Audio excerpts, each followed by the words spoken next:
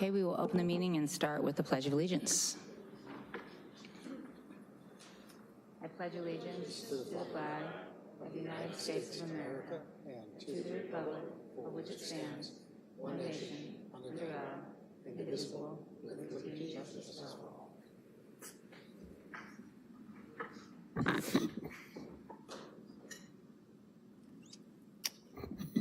Okay, we have no actions from closed session to report. We have items considered in closed session for action in open session, starting with an expulsion.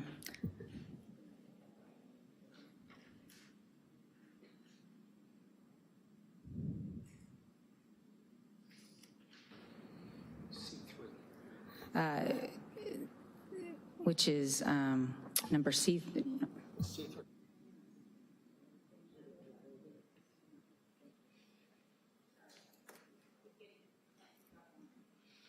Private access. Okay. So case number 171829. Move recommendation of the panel. Second. Moved by Director Carl, seconded by Director Pugh. Roll call vote, please. Director Carl? Aye. Director Pugh? Aye. Director Christoph? Aye. Director Fong? Aye. Director Anderson? Director Sheffield? Aye. President Close? Aye. Okay, that motion carries, and which brings us to our readmit, case number 151633. Move that the student be readmitted pending staff certification of completion of the community service requirement. Second that. Moved by Director Carl, seconded by Director Fong. Roll call vote, please. Director Carl? Aye. Director Fong? Director Christoph? Aye. Director Pugh? Aye. Director Anderson? Aye. Director Sheffield? Aye. President Close? Aye. Okay. Yeah, that motion carries. Okay, C4, are there any statements of abstention? C5, adjustments to the agenda. Yes, President Close. Under personnel transactions, Mr. Lee, could you explain further why we need to pull and which item exactly we need to pull? Yes, if we can just pull E2, there was a typo error where it indicated that Barbara Gay was moving from Cook to LC Allen High School. It's a transition from classification but not site, so that's the error, and it'll come back corrected. So if you want to approve E2 without the personnel transaction involving Ms. Gay from Cook. Okay, hopefully someone can handle that motion.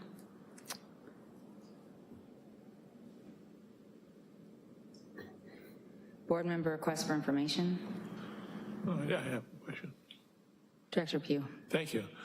I'm interested in AB 2772, which is a bill from Assemblymember Jose Medina concerning ethnic studies requirements for graduation. And so I would like to see what we currently are doing in, have we embedded ethnic studies in our curriculum in high school for graduation? And I think it's only a period of time before there'll be a course requirement in our state to earn the high school diploma. You should have that type of experience. So I'd just like to know more about that, and maybe that could be agendized sometime as a discussion item, just to feel out where the board is going and answer the question in the community. There seems to be an interest in having this in our curriculum. Yes, we can certainly add that to the agenda. We have a working committee that it has been studying and developing, so we'd love to be able to share that with the board. That'd be great. Thank you. Okay, C7, approval of minutes of the regular board meeting held on June 13th, 2018. I move the approval of the minutes. Second. Moved by Director Fong, second by Director Carl. Roll call vote, please. Director Fong? Director Carl? Aye. Director Christoph? Abstain. Director Pugh? Aye. Director Anderson? Aye. Director Sheffield? Aye. President Close?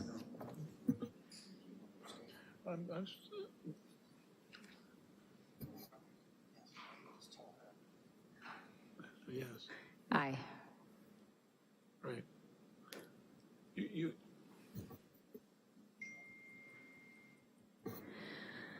Okay, let's brings us to public comment on non-agenda items. This is the opportunity for the public to address the board on things not on the agenda. I don't have any blue cards, so we'll move on to reports, starting with CSEA. I don't see President Afonso, so moving on to SRTA. Pinch hitting for President Lyon is Ms. Tawney. Hi. Good evening, President Close, trustees, Superintendent Kitamura. Today, the United States Supreme Court ruled on Janus v. AFSCME Council 31. In this decision, the Supreme Court sided with corporate interests and school privatizers against working families, public schools, educators, and the students. As a 26-year classroom teacher, I know what my students need to succeed, and unions have always helped educators to create better learning environments for all students. For the last few years, SRTA, CSEA, and Santa Rosa district officials have participated in CalTURN, the California arm of TURN, the Teachers Union Reform Network. This last March when we attended the CalTURN conference together, the Janus v. AFSCME case had just gone to the Supreme Court. The message from CalTURN was clear. Strong unions working in partnership with districts are good for public education. When unions and the district have strong collaborative relationships, students achieve more. No court decision can extinguish the desire of educators to create better lives for our students, families, and communities. We hope Santa Rosa City Schools, CSEA, and SRTA can continue working together to build strong public schools with adequate funding in the years to come. Thank you so much for your time. Thank you.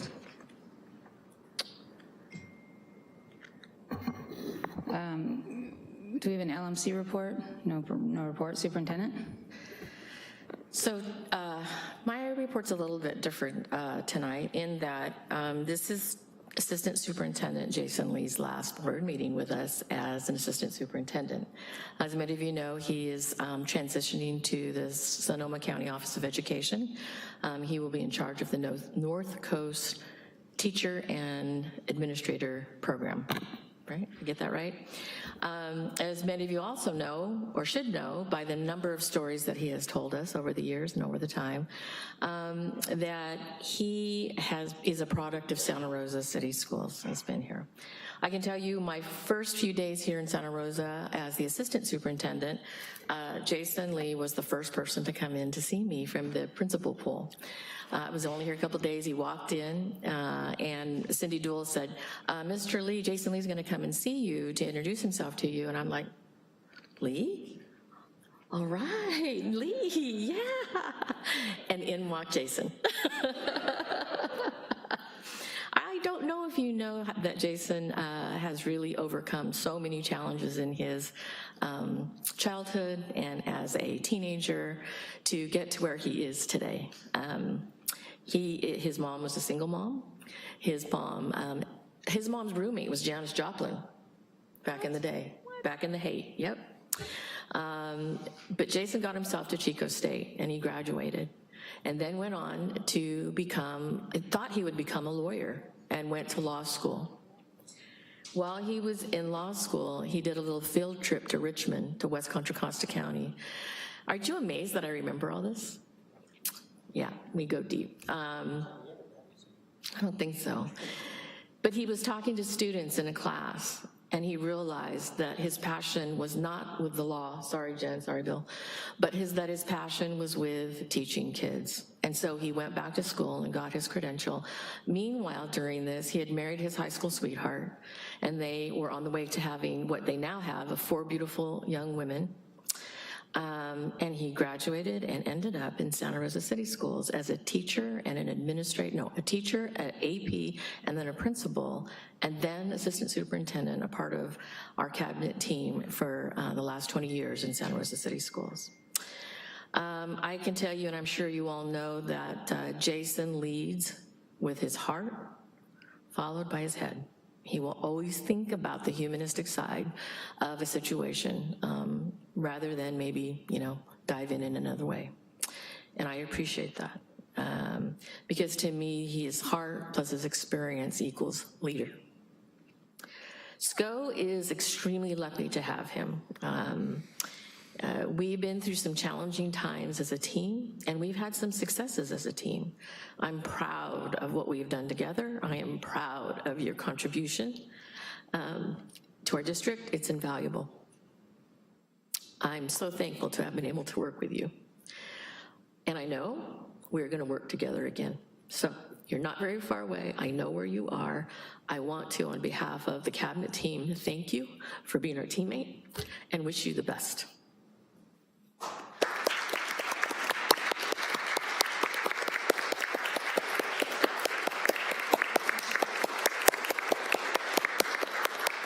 And we have a gift for you, but we can't do it publicly. We're going to give it to you privately.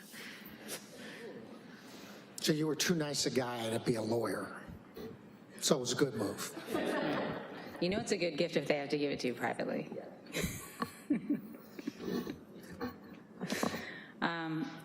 Okay, my report, I will join Superintendent Kitamura in thanking Assistant Superintendent Lee for his service and wishing you the best of luck at SCO. And we're glad you're not going too far. So last couple weeks, I did a presentation with the superintendent at the Violence Prevention Partnership about what the district is doing in the summer for our students and how there might be some collaboration with the local nonprofits to make sure they're well served, and also to update everyone on the new A through G policy. I also was asked to speak with the Chamber Advocacy Committee to do an update on district elections and the A through G policy, which I did, and then I attended with superintendent, most of the cabinet, Director Kristoff and Director Pugh, the information night for potential board candidates, which was run primarily by the superintendent with a really great presentation, and then it was great to have Directors Kristoff and Pugh there to answer some questions and talk to these potential candidates. There was, I think there were seven or eight people, or 6, 7, or 5. There were a handful, exactly. So I think it was a good night, and it's too bad we can't do more of those, but it was a lot of work. But I do want to reiterate for everybody watching at home that the same thing we told the 5 people there, I'll say again, that if anyone is interested in running, that I know that all of the board members would be very happy to talk to them about running, and we encourage people to think about it and look into it and give it a go. And it was also great to hear that, to me, that officially that Director Pugh will be running for re-election, and wish him well, of course. So that was a well-run event. Thank you. And again, anybody who's interested in running, or if you know someone who would be a great board member, please send them our way. With that, board member reports. Start with Director Sheffield. Just last week, I attended the Northern California Career Pathways Moving Forward Summit, and much of the discussion at the summit was around regional approaches, focusing on workforce development, and built around these strategies. I was pleased to see our own Debbie Bettini in attendance at the summit. It was really a great event. They had a wonderful keynote speaker. I could just go on and on. But it was also a great way to meet with some folks from other communities right around our neighbors, I guess, next door. It's a really nice event. That's all I have to report. Director Anderson. Just that I attended the meeting on Monday regarding the Sinead property, and the community, a lot of people came up to me afterwards to express appreciation that there was somebody from the board there, and a lot of concern regarding what will the impact on our schools will be. Director Pugh. Well, last weekend, Ann and I took out artist Zimmerman and her husband David out to dinner. It was to celebrate her 81st birthday.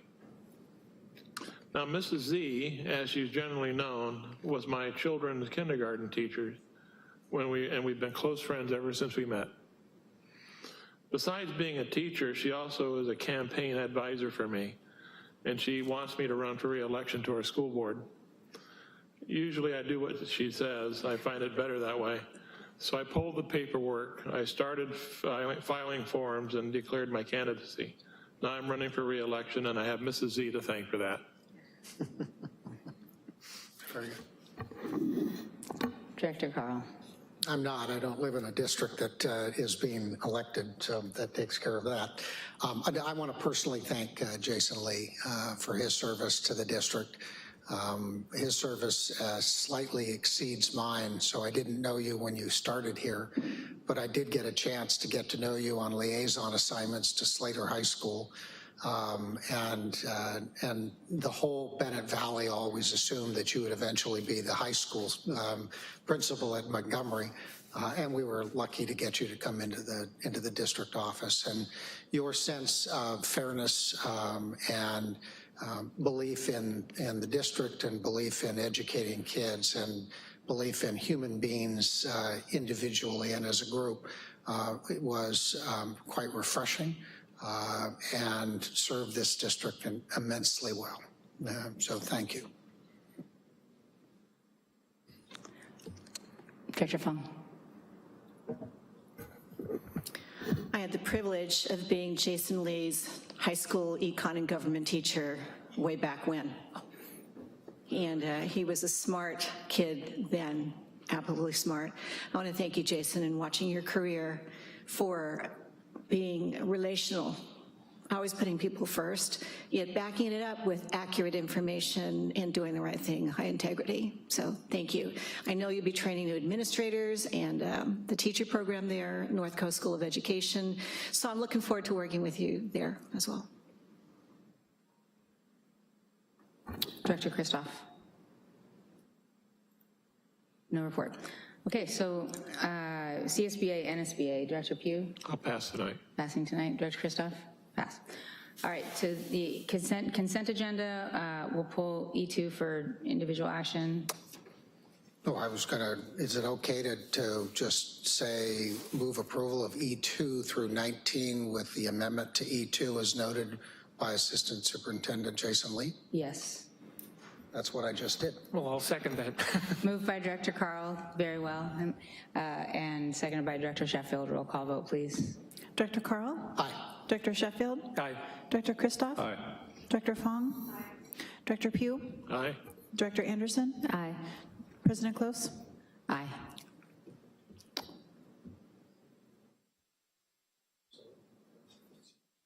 Okay. F1. Action item, adopting the LCAP for the elementary district. President Close, board members, and Superintendent Kitamura. Dr. Guzman and I are here to present to you the final draft of our LCAP for the elementary school district. There have been no changes since the public hearing of last week. Just a quick reminder on the additions that we have incorporated in the LCAP this year are additional counseling positions for elementary, bilingual aid, smaller class sizes to support math, social emotional supports, college and career extended hours. Sorry, I'm reading the secondary EL specialists and the summer boost program. And then please note for budget solutions that we have reduced contracts by another 35%. We have moved some base funding positions to title positions, and we have eliminated a state and federal coordinator administrative position. And at this point, we'll take any questions you may have. Great. Questions from the board? Okay, then this is an action item. Move F1. Moved by Director Christoph, second by Director Carl. Roll call vote, please. Aye. Director Carl? Aye. Director Fong? Aye. Director Pugh? Aye. Director Anderson? Director Sheffield? Aye. President Close? Okay. F2, action item, adoption of LCAP Plan Secondary District. President Close, board members, Superintendent Kitamura. Again, since public hearing, there have been no additions to the LCAP. The secondary does have a lot of focus, additional things on emotional support as we described, and also A through G supports. There are summer boost programs in ELA and math that are currently underway. EL specialists are also in that LCAP secondary to allow for tracking and case management of ELs as we support A through G. And as he said, extended career, extended hours, and support in A through G math. Likewise, reductions in consulting contracts with the exception of social emotional support contracts, and again, shifts as we indicated into elementary. Take any questions. Director Fong and then Director Christoph. He went, sorry, I saw Director Fong first, but she's just first in line in my eye line. Whoever wants to go first. I want to commend staff on a well-written plan. It addresses the prompts, it's very clear, it's very specific, and it took into consideration the budget cuts that we had to do, the consultants, all that kind of stuff. I really want to emphasize some things in this LCAP because it's a very comprehensive plan. It is our blueprint, and it's been out there for so many people to see for so long, but sometimes you just can't read those long documents. So I'm thinking that everything we do to highlight the best parts of it that make a difference for kids is good. So I really want to compliment us, all of us, teachers also. The very positive work that we've done with the Bay Area Writing Project speaks directly to literacy, and the collaborative curriculum design groups, where teachers are really taking a lot of initiative to put together groups to write their own curriculum that fit us, fit our classrooms, and fit our kids. And growing this to include more teachers, of course, is the goal. Also NGSS, the new science standards, long time in coming. There's a lot of work to be done there, and we're working on it from elementary on with the FOSS science, everything that the science teachers, I see they're on board and they're raring to go and they've got a great attitude. English learner development. The external supports are in place with the SOL counselors and the teacher training, but of course we all know that more is needed with the master plan for ELs. And for me, it's kind of like we can train people, there are external things for curriculum and instruction design and collaborative work, and all that is really important. But I think something that really speaks to students is how do we grow their growth mindset? So that's kind of a trendy word. Teachers, a lot of teachers do it all the time. They just do it micro-minute by micro-minute, and that's what teaching is, how you raise up a child's hopes and not just dash them because they didn't bring a pencil or whatever happens or how many Fs they get.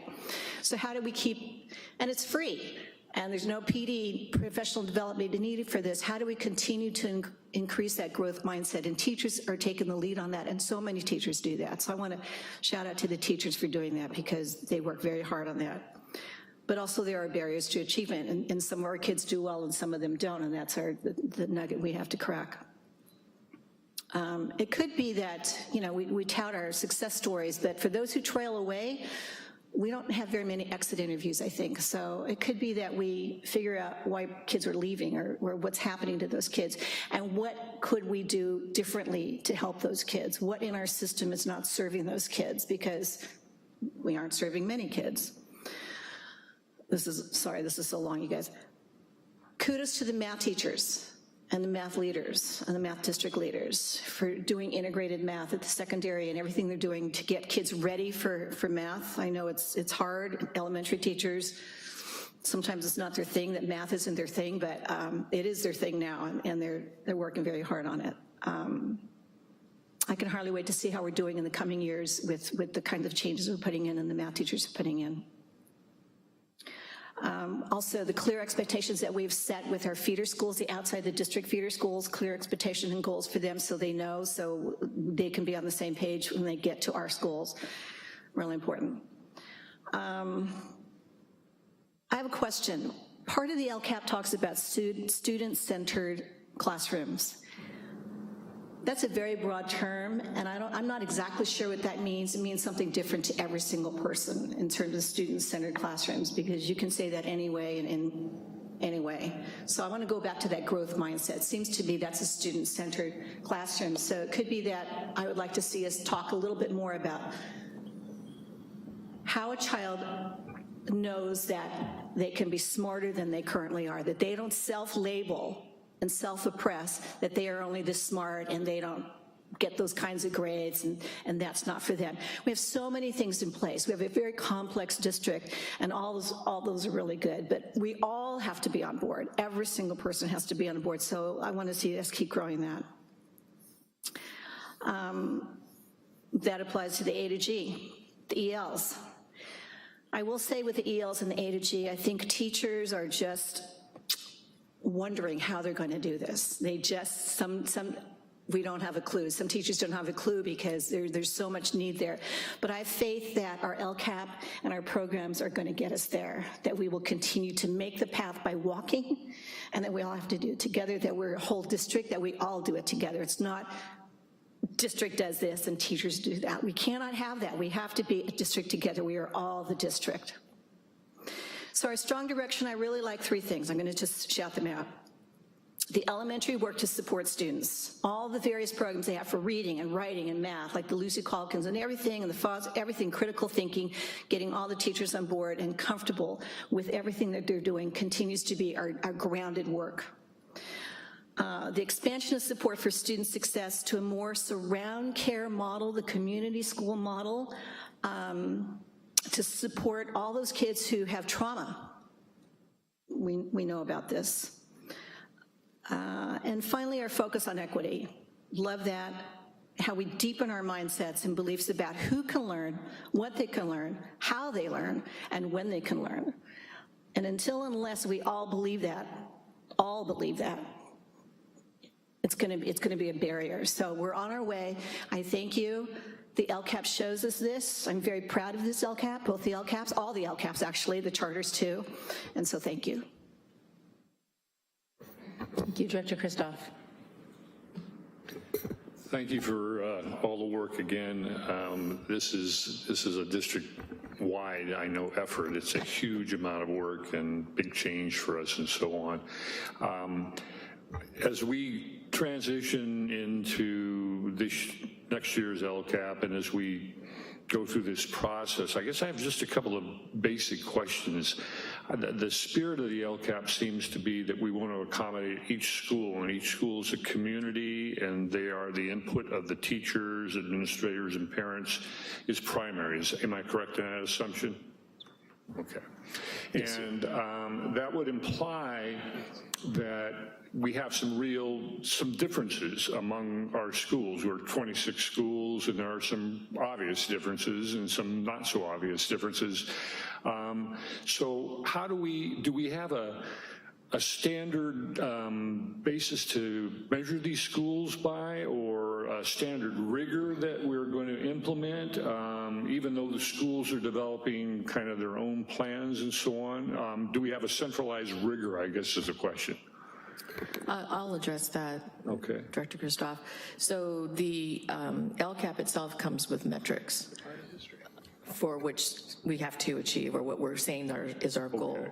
But individually, each school, through their school site plans, have developed goals specific to their population, specific to their needs, but still in alignment with our two goals for the LCAP and therefore our metrics. Okay. And principals do, this last year because of the fire, they only got to do one interim report.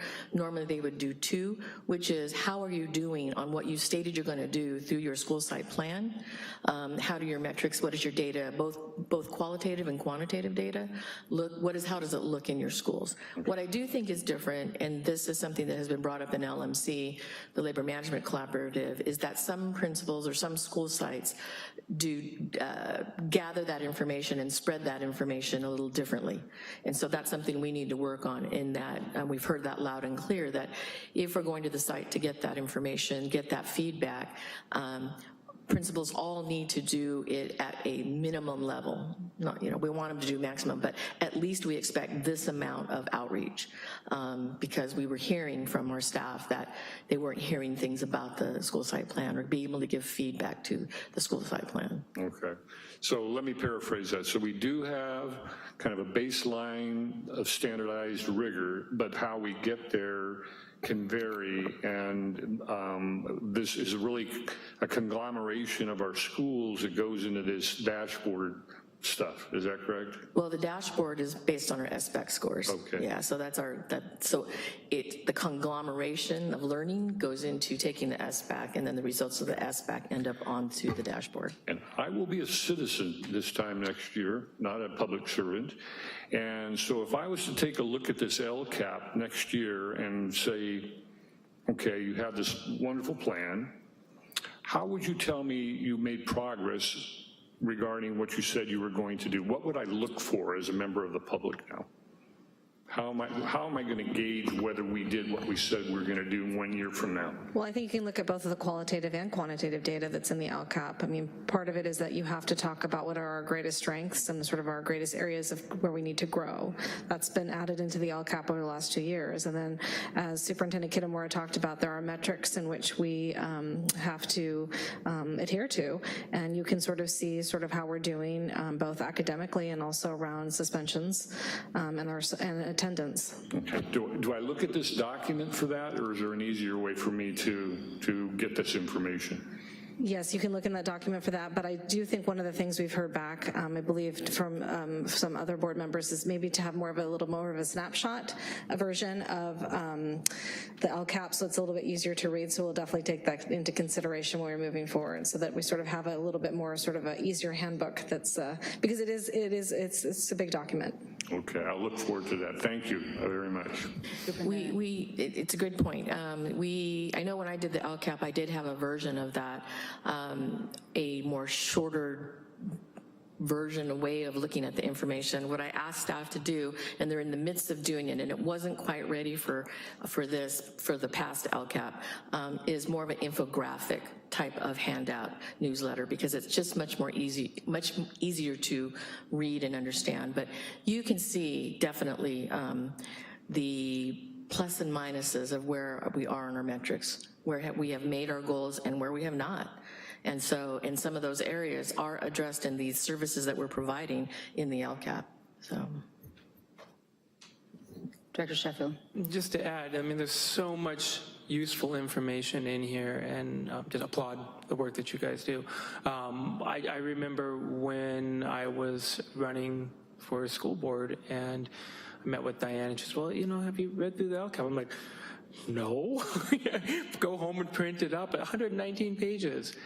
And I did. I went through with my highlighter like I do with everything, and this is really interesting. This is really useful information.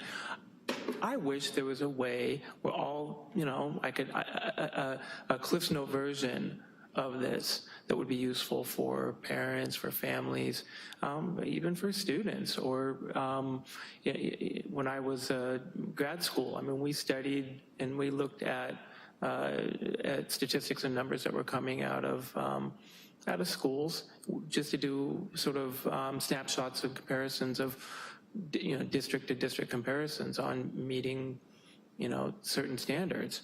And the information that you have to pull out of this 119 pages to have that in a concise area, a Cliff's Note version, or LSAT for dummies. LCAP for dummies is what I would recommend. But thank you. Okay, yeah, thank you. Just didn't want to repeat my comments for elementary and secondary, but just in general for all the hard work you put into the LCAPs. I know it's a huge, huge effort, and you do your best to be collaborative about it, and you've done much better in terms of creating some measuring sticks here and some measuring tools and providing data. But it is a lot, and so I do like the idea of doing some kind of like executive summary so that this isn't kind of hidden from the public just because it's so massive. And one of the things that we talked about is putting our strategic plan, which I still like to do, on some kind of laminated document that we can kind of keep with us at all times to refer to. And maybe it would be great if we had, say, a trifold kind of thing, or a big one that had an executive summary of both our LCAPs. That would be really helpful to refer to for board members. So when we finish our second look at the strategic plan, maybe we can put all those together. One thing we can do immediately is that the LCAP automatically, they developed an executive summary in the LCAP. We need to pull that off and have it as a separate document on the website. So that just the executive summary of the LCAP, and then they don't have to look in the actual LCAP for it. But it's, just as a stopgap. Right, as a starting point. Okay, this is an action item. So I move adoption of the LCAP secondary. Second. Moved by Director Fong, second by Director Christoph. Roll call vote, please. Director Fong? Aye.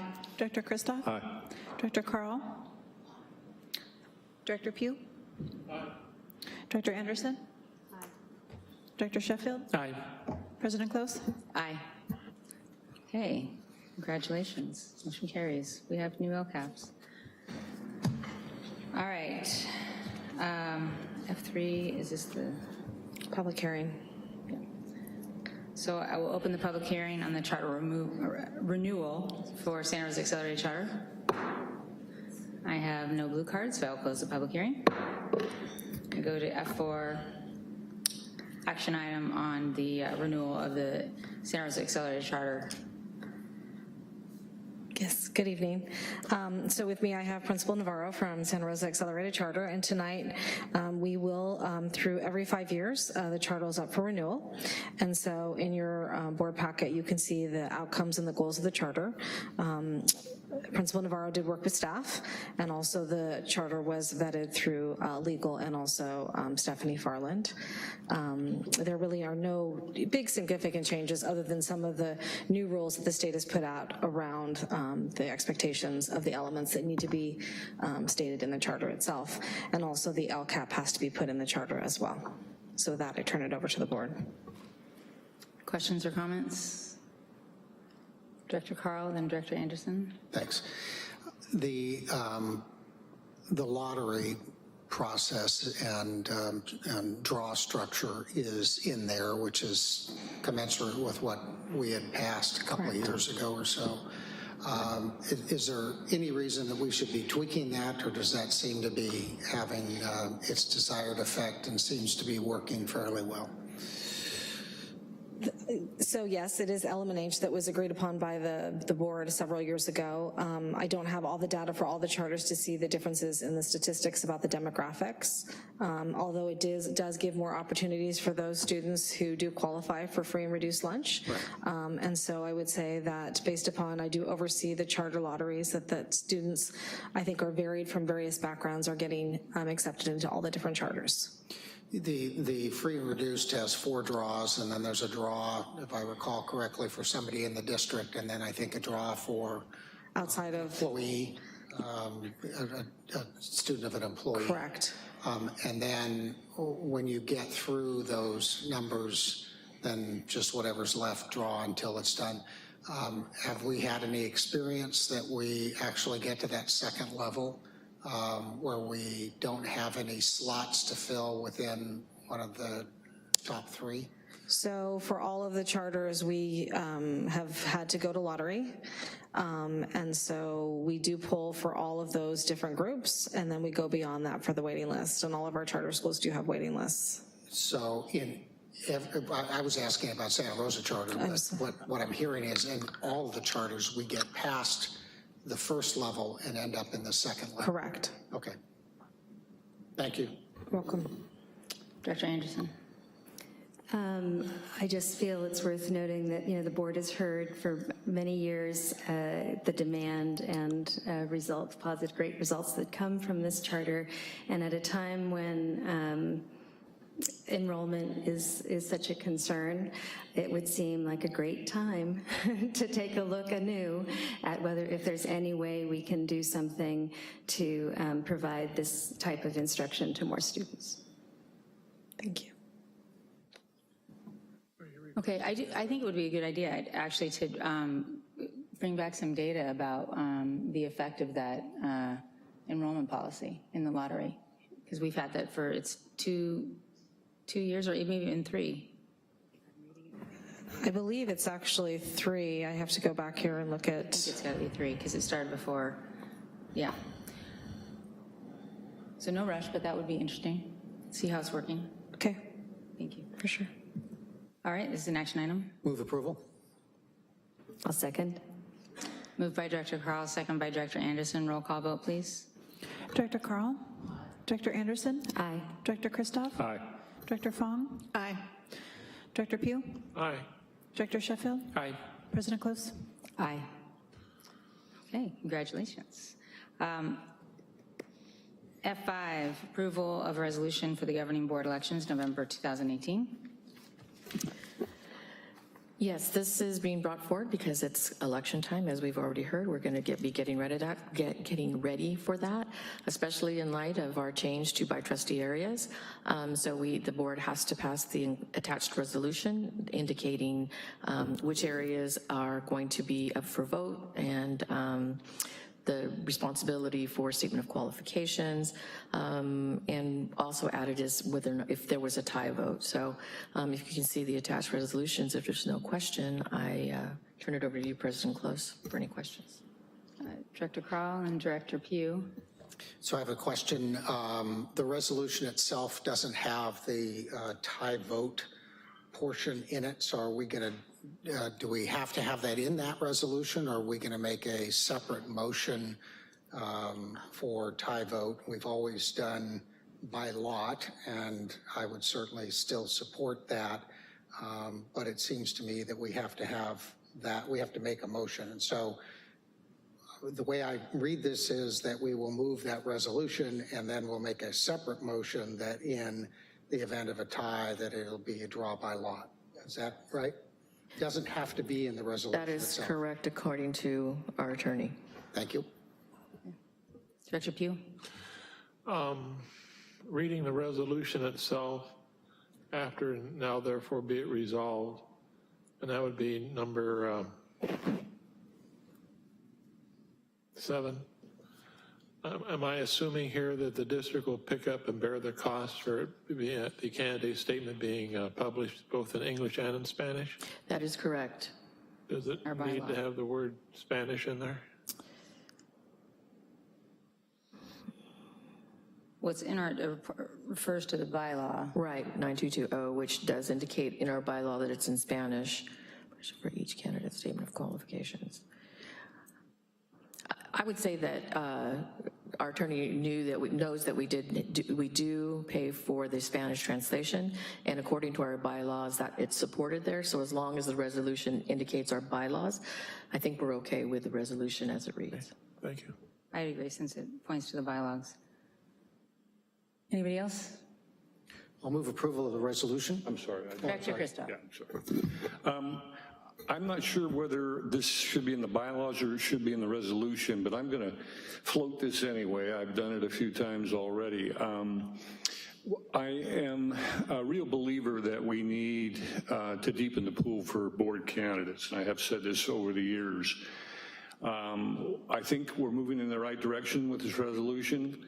I think that even though I didn't vote for MAP 4 itself, single-member districts have been on my radar since I've been on the board.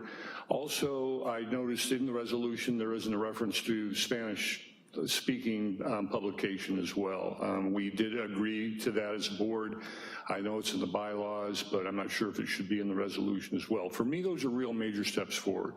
The one thing I would say is if we are looking to find more candidates, especially on the west side, that we do whatever we can. I have a whole laundry list of things I'll put out there in the future regarding how we might attract more candidates, deepen the pool, and professionalize the board. This is, I have nothing but admiration for my fellow board members who have sacrificed a lot of time and energy to do this job. I think the superintendent mentioned that this is the greatest volunteer job you can imagine.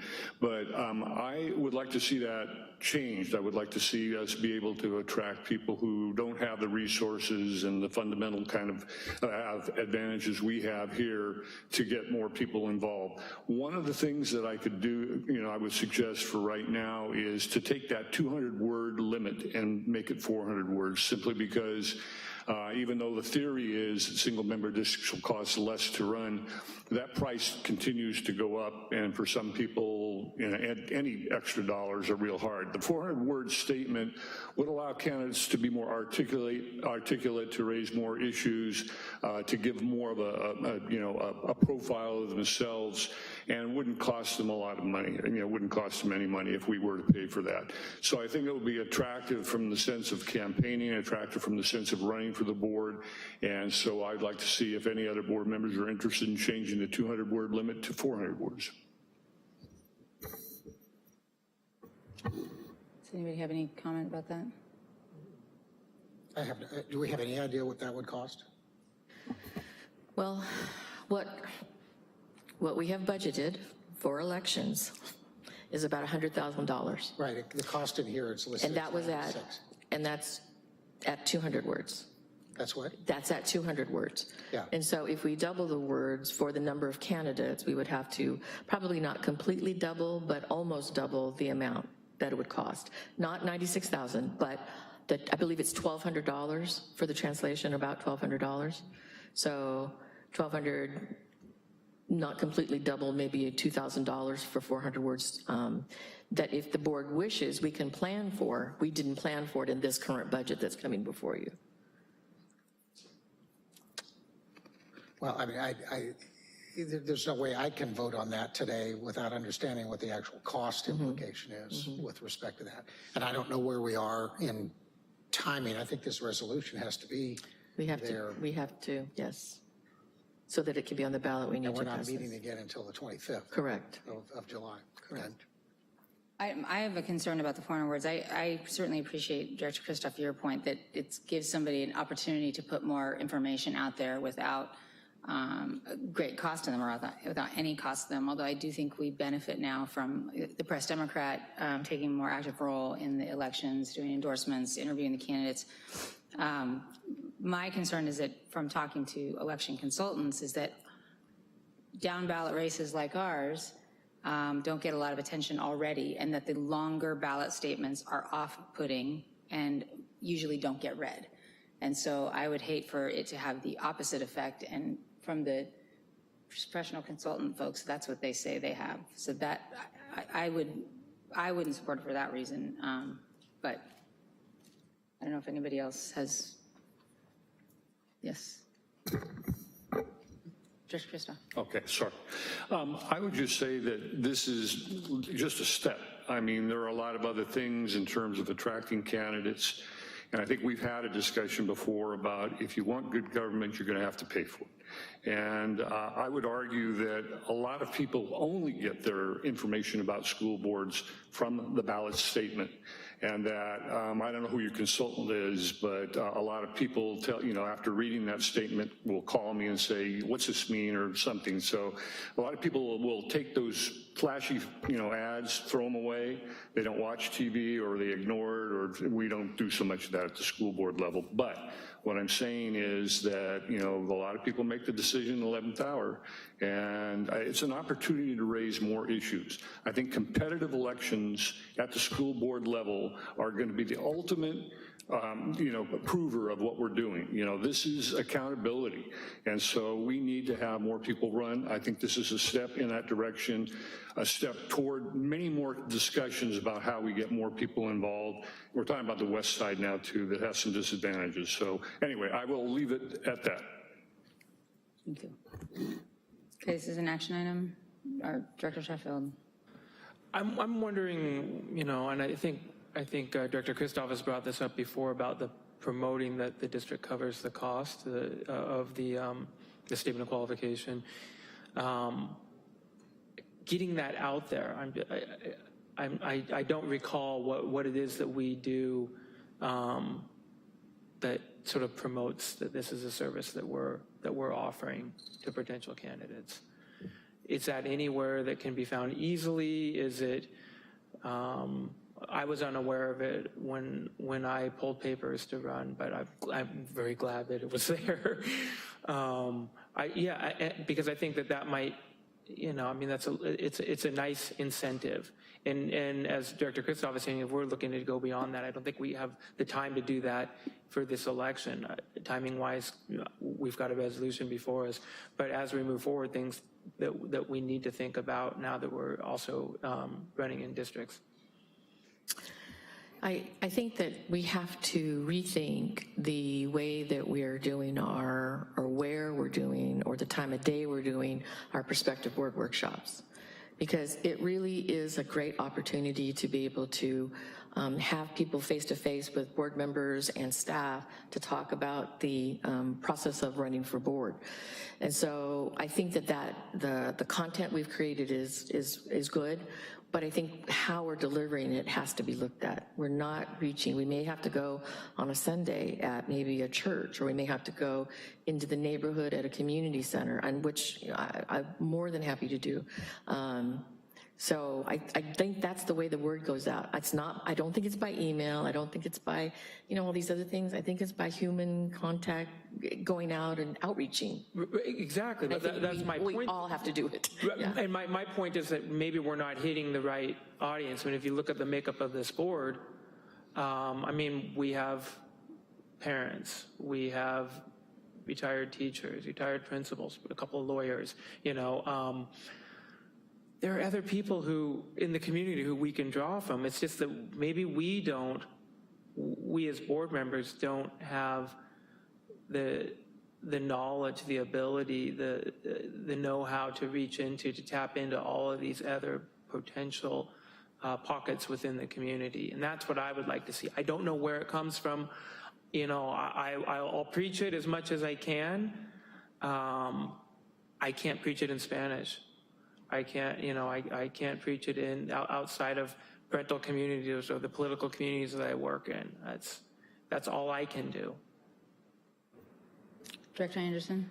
I love the idea of, off hours and odd places, but I do think that now people look to our computers for information, and I just wonder if we could develop some sort of an FAQ of, are you even curious about running for the board? Because there are a lot of steps before you decide, okay, I'm willing to show up for a meeting because I'm that interested. And in terms of the payment for the statement, I agree that it was a lovely thing that happened, but even when I asked, because I had been at the meeting where it was decided that you were going to pay for it, but when I was filing, they didn't know that that was true. And so it was kind of scary, because for me, it was kind of a lot of money, and the potential for paying for the translation and all of that was pretty daunting, and definitely was a hurdle for me to get over psychologically. And, there might be people for whom it would be a complete stop. So I think those are issues we should really look at. Yeah, one thing that we did, I went on KBBF just a couple weeks ago or a week and a half ago to talk about district elections, and we did note then that this was paid for, but maybe that's something that we need to do for a few months in a row running up, starting in January before the deadline to pull papers, before that summer election cycle is go, both on KBBF and maybe KSRO, and talk about board service and get us to kind of rotate and talk about the experience and encourage people to run and promote this this workshop, because that would, I think, get to more ears, and they'd probably like to have us. I know that KBF is happy to. I'm sure KSRO would be as well. Yeah, Director Pugh went in to look at paperwork or get paperwork, and when he just shared with me when he was talking to the people in the voter's office, they didn't even really realize about the maps yet, like that we had districts and it was maps. And so, yeah, I could see where people would be questioning. I do think, though, that Director Christoph, this idea around that, I think something the board should explore is, and I don't know how we approach this, but I think we just have to put it out there, that the amount of time that a board member spends, how can someone who has to work, like my parents did 12 hours a day, or, how could they invest in time to do a board work when they had to do their regular job? So I think there's something there we have to look at in order to attract different, diverse groups of people to run for the school board. And as a part of that, I would say that, that we've got other things to do tonight, but it's obvious that the sport's not there for my idea tonight, which is fine. But the other thing that I think is important is to minimize campaign expenses, whether it's limiting the amount of money that we spend, or having some kind of fund to help people who are not able to raise large sums of money. I would like to take, which is the absolute opposite at the national level and now at the state level to take money out of the equation as much as possible so that people don't feel daunted by that barrier in order to do this. There are hurdles to go over, but if you have a passion and you don't feel that you can compete financially, we may be losing some good people. And so for me, it is, again, if we want good government, we're going to have to pay for it one way or the other. So thank you. Director Carl. I think that the district elections has substantially reduced the need for money in an election because if you can't walk the precincts in your district, then you probably don't have the time to serve on the school board. And I know the first time that I ran, I walked the equivalent number of precincts that would have been 2 of the districts. I also have known a couple of city council members who have walked almost the entire city, but that took them practically a year's worth of time. And I've done the analysis of the impact of that, and in every single district that I walked, I either finished first or second. And in districts where I didn't walk, it was obviously less than that. So there's an astounding correlation between you show up at somebody's front door and say, I'm running for whatever. Talk to Congressman Thompson when he got rid of Senator Nielsen. He walked an astounding amount. That is the absolute #1 impact, especially at the local level. So I think we've done the best thing that we could have done relative to eliminating the money aspect of it, is that we've reduced the size of the district so it is achievable for anybody who wants to do it, actually walk all of the voting members in your district. And I would venture to say if there's any candidate who does that, they will win. It's just too much evidence that suggests that, which I think is great because, you know, other than buying a second pair of shoes, there's not a lot of money cost associated with that. No. Director Fong. Superintendent, is there a plan for some other types of outreach to get candidates out there besides the workshop we had? Are we doing, what else are we doing? Because deadline's coming up. Director Fong, I think that some of the work I actually ask the board for help on. I think it's something that every board member should be talking about, you know, prospective candidates really seeking out and pursuing. We will, I don't think it would be effective probably in these next few weeks to do another one, but starting in August, no, when's the filing, 6th? The 6th? No, the end date. 10th, that maybe that, yeah, that first couple weeks of August. So we'll have to look at it. I need, yeah, and any input you have or feedback you have, board members, around a strategic place to outreach to would be great. I guess my question is, we don't have one planned. We don't have another one planned. we haven't reached out to, you were talking about radio station. I've been on KBBF. We could probably reach out to KSRO and get on there pretty quickly, and anyone who's not up this, you know, cycle could go on and talk. We could also, I don't know how much it would cost, but maybe a blurb in the newspaper. We could do a Facebook. We could do a Facebook boost like we did for the Integrated Wellness Center. Yeah, we'll do that. We'll do a Facebook one. A Facebook, and we'll boost it. We'll pay to push the ads out, so we can do that. So if we could get on KSRO 1 in the morning, one in the afternoon, and the Facebook ad. And the Spanish radio station through Wine Country, where we always have go on there again. the Spanish station there as well as Lavos. Let's maybe put something in, whenever, okay, let's do it again. And Director Carl's offered to write it close to home. Did you hear that? Thank you, Director Carl. No. That's on the record. That's Jen's interpretation of my comment, which was a close to home would be good, which normally would be the president of the board who would be doing something like that. So we need to talk. Yeah, we'll talk. I was just trying, you know, just make an effort. Can I move the resolution? Oh, you may, yes. I'll second. Moved by Director Carl, second by Director Sheffield. Roll call vote, please. Director Carl? Aye. Director Sheffield? Aye. Director Christoph? Aye. Director Fong? Director Pugh? Aye. Director Anderson? Aye. President Close? Aye. I'd also move that in the event of a tie in any of the districts, that the board member be selected by a draw of lot. Second. Moved by Director Carl, second by Director Pugh. Roll call vote, please. Director Carl? Aye. Director Pugh? Aye. Director Christoph? Aye. Director Fong? Aye. Director Anderson? Aye. Director Sheffield? Aye. President Close? Aye. Okay. On to F6, the big ticket item today, adoption of Santa Rosa City Schools budget. Well, many, LCAP, sorry. You're right. Big ticket with, yeah, I take it all back. They're all related. They're all important. I love them all equally. Good evening, President Close, Superintendent Kitamura, members of the board. Tonight we're presenting the 2018-19 budget for adoption.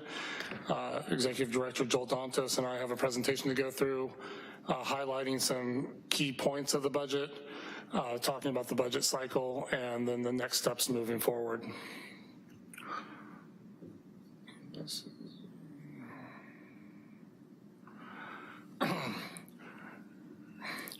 So as we've talked about before, the budget is a huge moving target that starts immediately. So after hopefully adoption tonight, we'll be moving forward with the implementation of that budget, as well as refining the budget.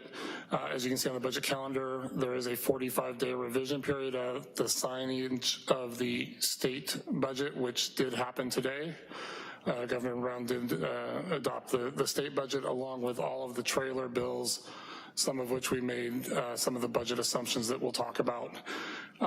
In September, we'll present unaudited actuals, with the first interim report coming in December, and that starts this process again with the governor's proposed budget in January. Second interim report, third interim report if necessary. The mayor revise, and then once again bringing the 1920 budget back 1 year from today.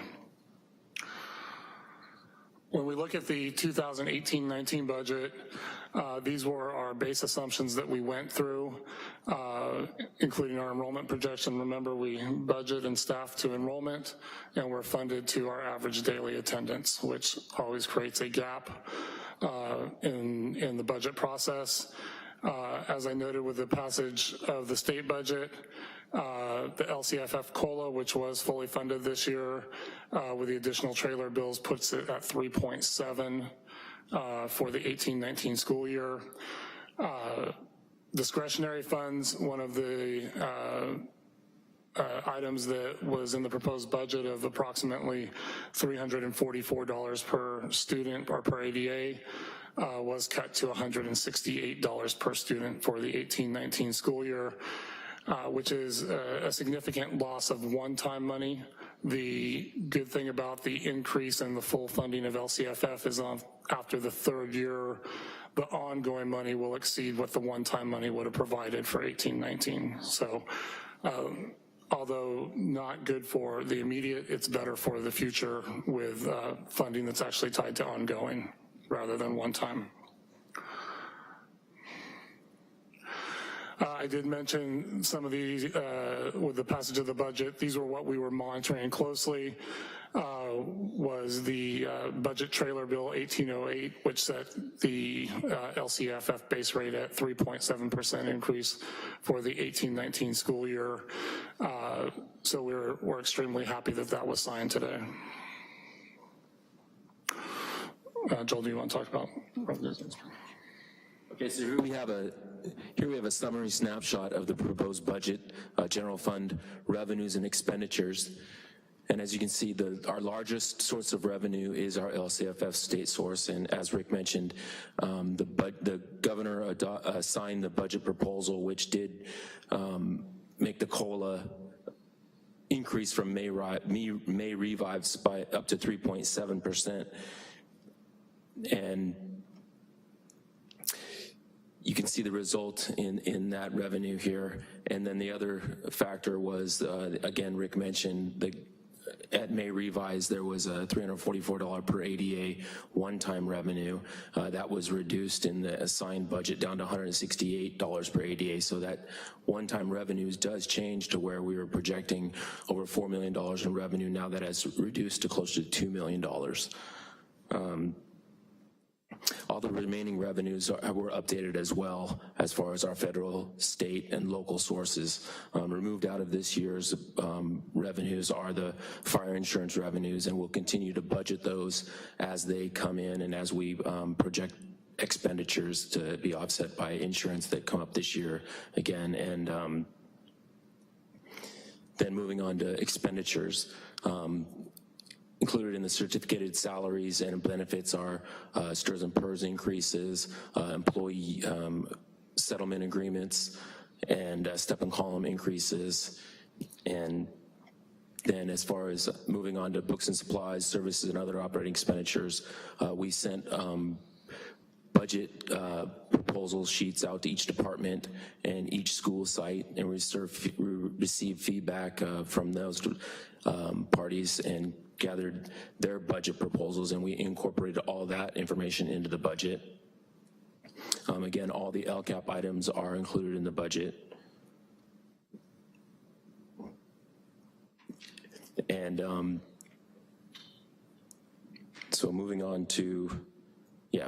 Okay, so at the end of so after all the revenues and expenditures have been budgeted, we have some other financing sources included. There are interfund transfers. We take charter fund fees. We charge them for facility use and different utilities and things and direct costs. And we also have contributions. Our main contributions are from special ed services as well as maintenance. We have a mandatory 3% contribution to our maintenance program. And you can see the contributions there currently budgeted for this year are about $31 million from unrestricted sources to restricted sources. So after we've identified the revenues, expenditures, and other financing sources, this year we are projecting a expenditures over revenues of about $2.4 million. That's down from last year of about $8 million. And you can see our ending fund balance at the end of the year is projected to be about $12.3 million. And the components of that ending balance are about $1.3 million of that is restricted ending balance, meaning a balance that's dedicated towards restricted programs like federal title programs and different other grants that we get. And then also included in that is our minimum 3% reserve for economic uncertainty of about $5.3 million. And that leaves an unassigned ending amount of about $5.6 million. And we've identified that about $2.1 million of that is the one-time revenue in 18-19. And then we do also included in the budget proposal is our reasons for these unassigned ending balances. And as we'll go forward into the multi-year projection, you'll see that we're gonna need to use that unassigned ending balance in future years to support the deficit, and we're gonna have to come back through the Budget Advisory Committee and find some more future reductions. So I wanted to talk quickly about the contributions to restricted programs.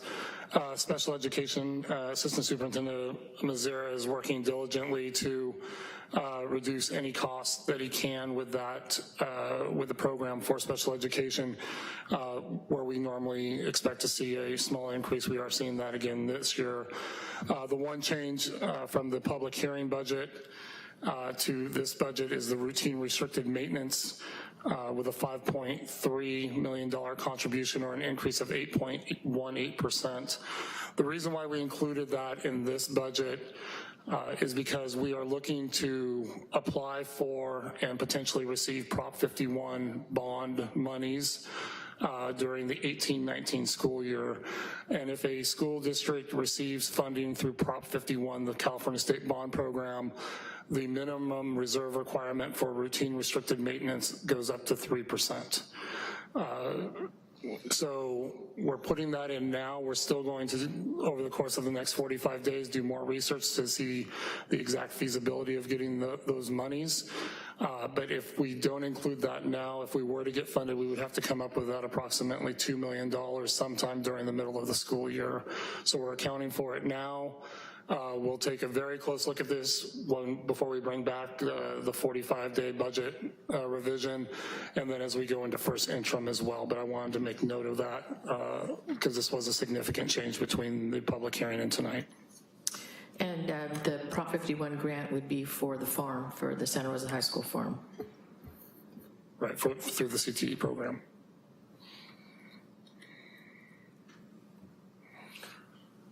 Okay, so here we're looking at our multi-year projection. This is the first year we're seeing 2020-21 included in the multi-year projection. And again, our largest revenue source is the state LCFF money, and we've budgeted what's included in the June in the budget the governor just signed. The remaining revenues in 1920 and 21, we do not show any one-time money currently budgeted. And possibly in January when the governor comes out with his budget, there will be one-time money included, but we've continued with what's currently included in the multi-year assumptions provided from the state. And then we move on to expenditures in salaries and benefits. We've increased those for step and column. In 1920, we actually carry some more of the current year negotiations in that currently started in January 1st, and those will increase for the entire year in 1920, and then we continue to increase for STRS and PERS. We really continue the budgets that we collected from the sites and that we projected for current year into the following year, and we'll go through the same process, updating those budgets with those departments and those sites next year to get a stronger idea for 1920 and 2021.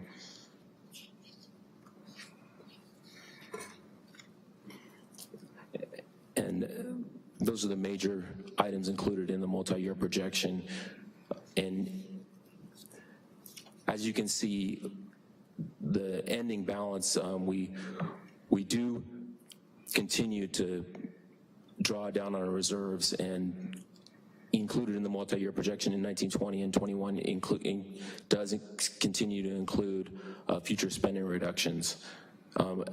Like Rick said, we will update this within the coming 45 days in this fall when we get actual student information as far as who's enrolled in our schools and how much, and update our revenues and expenditures, and that's what's included in the multi-year projection.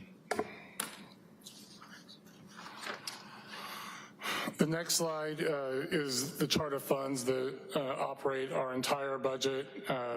Primarily, we focus on Fund 1 as the general fund or base fund. These other funds, and I'm not going to go through them individually for the purpose of this presentation, but we did select two funds that are normally of interest to the board and to the community. The first being Fund 09, which is our charter school reserve fund. For the 18-19 school year, we're showing a positive ending fund balance of approximately $3.5 million as of tonight. The second fund that I'll call a fund of interest is Fund 13, our food program, our cafeteria fund. Right now, our projection for 18-19 shows that there'll be no additional contribution by the general fund to support that program. We believe that it'll run positive, at 0 or positive for the 18-19 school year based on what Chef Buns has been implementing, including additional cost controls, personnel controls, and also the increase of student participation in the lunch program. We've been seeing that at almost every school this year, and we expect that to continue for 18-19. So our next steps, as we've talked about, the 45-day budget revision, that will be brought back to the board tentatively on August 8th for review. September, we'll have our first budget advisory committee meeting, followed by unaudited actuals, 2 additional budget advisory committee meetings in preparation for the first interim report that will be presented in December to the board. There's also a board study session with a date to be determined that will go over our close and our unaudited actuals and the process from there as we enter the audit for the 17-18 school year, which would be completed in January. We'll be happy to answer any questions. Director von Christoph. I have a question on slide 11, Fund of Interest, 09 Charter Schools Special Reserve Fund. So there's an ending fund balance there of $3.5 million. Is that charter school money protected only for the charter schools? So that is in a separate fund. If we wanted to transfer those funds into the general fund, there are tools to do that, but right now there are no tools. All the tools that are in place, we're making those transfers, and the end result is the $3.5 million left in their ending fund balance. We haven't transferred any of their money. These are the dependent charters, right? Yes, dependent charters. We have not transferred their money into other funds? We have within the parameters of the budget as it is. There are, like, we transfer money for indirect costs. We don't charge any of our administration directly to the charter. We do an indirect cost transfer, and we provide them support based on that revenue. So just help me to understand. I don't know enough about this. Yeah.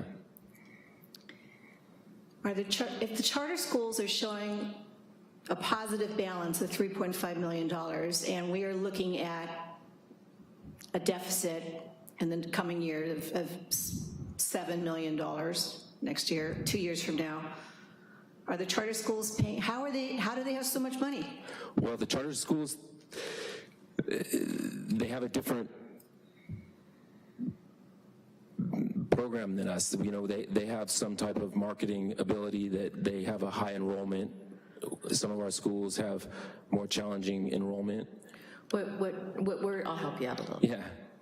What we are discovering throughout this process of budgets and Superintendent Kitamura and everything that's happened in the 3 years, we want to really investigate our systems around what's being charged, what's not being charged appropriately to the charter funds.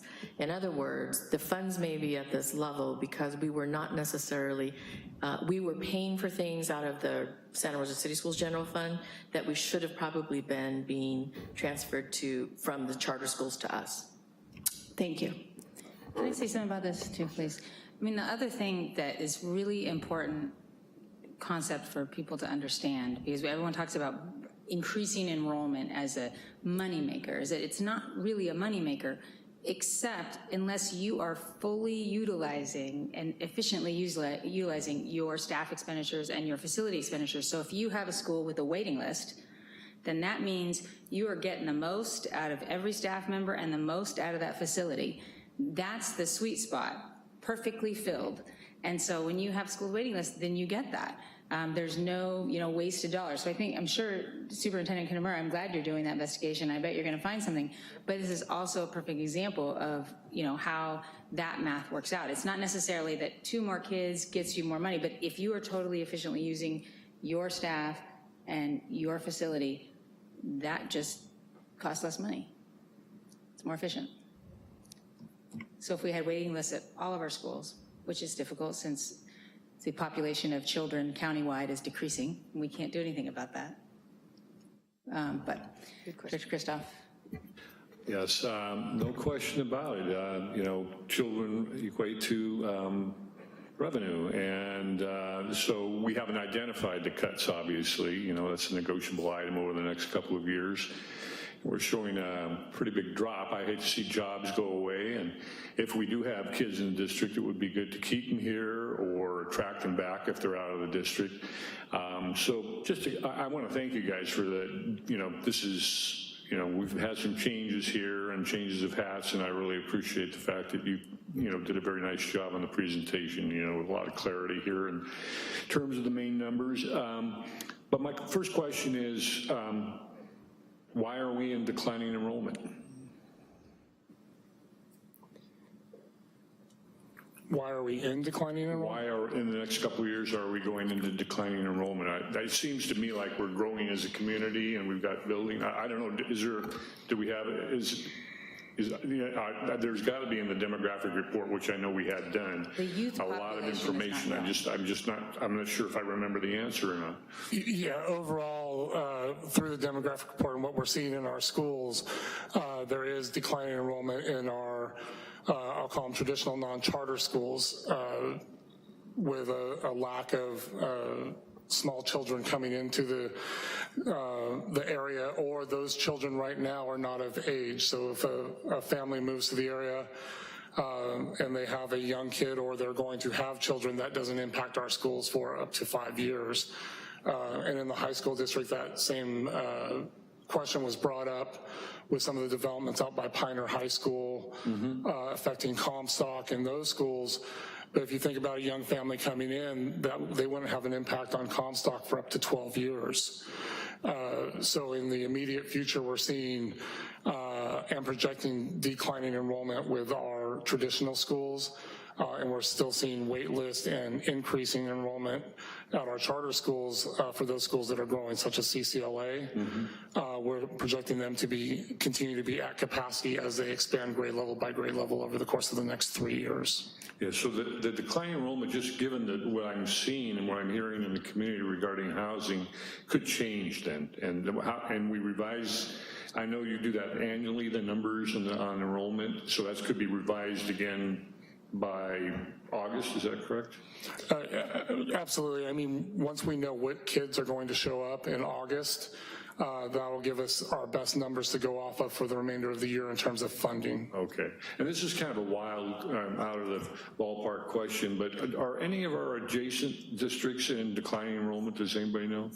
They are? Yes, they are. Okay. I just heard this morning from the superintendent, that in a small district that he is 40 down, totally unexpected, asking me about fire relief. Funding in the new trailer bill that came through for relief. And I said to the superintendent, you aren't in a burn zone, so you're not gonna get relief for your 40 enrollment for that. He was quite devastated. I'm just conjecturing, a part of the housing issue here in Sonoma County, that our houses are just too expensive to attract young families? I think that's very much so. Okay. I know many families that would love to move to the area that have children but cannot afford it. Okay. At the economic breakfast a few weeks ago, or seemingly a few weeks ago, a month and a half ago, median rental price in Sonoma County and Santa Rosa specifically is approaching $2,500. So that's, depending on the income, obviously, is a deterrent to moving to this area. And as a county, the population is aging because young people can't afford to live here. And of course, young people are having just fewer children now. It's a trifecta.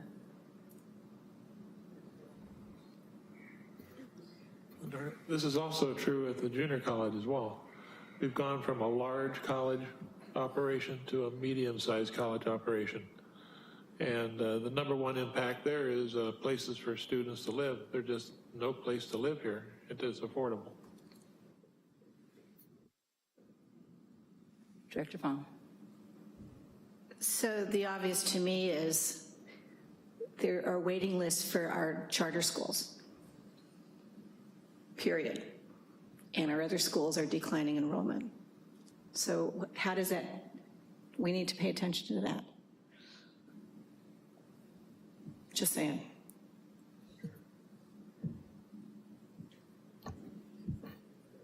Other questions or comments? Yes, Director Sheffield. I just had a question on the slide, the cafeteria funds, the cafeteria program. Has there ever been a time when it's been, I mean, it looks like it's going towards self-sufficiency. Has that ever happened? Not to my knowledge. Joel may have some additional information.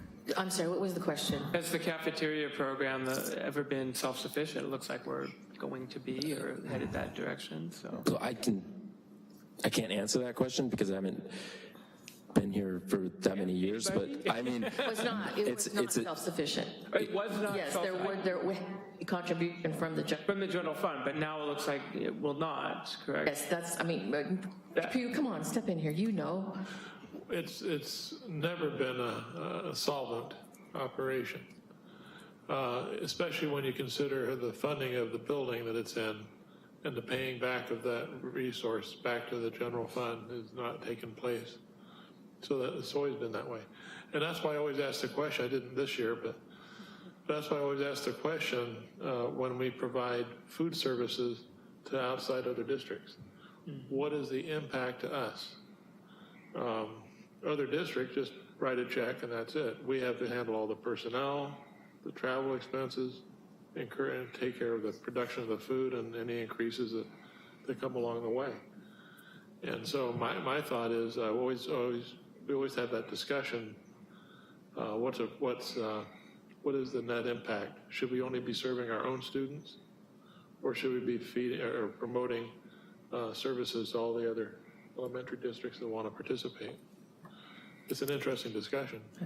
So, Director Pugh, that was one of the first questions we asked Chef Buns to do an analysis, and he immediately looked at the return on investment, and we were not charging enough.